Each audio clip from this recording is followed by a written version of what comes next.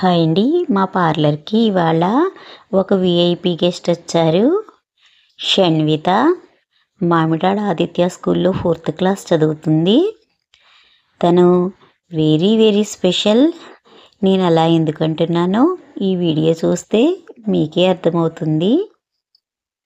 కృష్ణం శశివర్ణం చతుర్భుజం ప్రసన్నవదనం ధ్యాయేత్ సర్వవిఘ్నోపశాంతయే వ్యాసం వసిష్ఠనప్తారం శక్తి పౌత్తమం కల్మషం పరాశరాత్మజం వందే సుఖదాతం తపోనిధిం వ్యాసాయ విష్ణురూపాయ వ్యాసరూపాయ విష్ణవే నమో వై బ్రహ్మనిధయే వాసిష్ఠాయ నమో నమః అవికారాయ శుద్ధాయ నిత్యాయ పరమాత్మనే సదైకరూపరూపాయ విష్ణవే సర్వజిష్ణవే యస్య స్మరణమాత్రేణ జన్మ సంసార బంధనాత్ విముచ్యతే నమస్తస్మై విష్ణవే ప్రభవిష్ణవే. చూసారా విష్ణు సహస్రనామం ఎంత బాగా చదువుతుందో.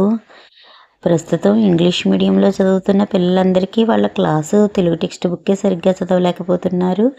అటువంటిది ఈ పాప విష్ణు సహస్రనామం అంత స్పష్టంగా బాణీలో చదువుతుందంటే నిజంగా గ్రేట్ కదండి.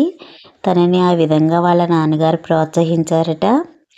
ఇక వాళ్ళ మదర్ అయితే చూడండి, మొక్కలు పెంచేందుకంటూ ప్రత్యేకంగా స్థలం లేకపోయినా కాంపౌండ్ బయట ఉన్న కాస్త ప్లేస్లోనే చక్కగా ఇలా బృందావనాన్ని ఏర్పాటు చేసి కృష్ణయ్యను ఉంచారు. పక్షుల కోసం ధాన్యం కంకులు కూడా కట్టారు చూడండి. తల్లిదండ్రులు ఇంత సంస్కారవంతులైనప్పుడు పిల్లలు ఇలా పరిమళిస్తారు అనడంలో అతిశయోక్తి ఏముంది చెప్పండి.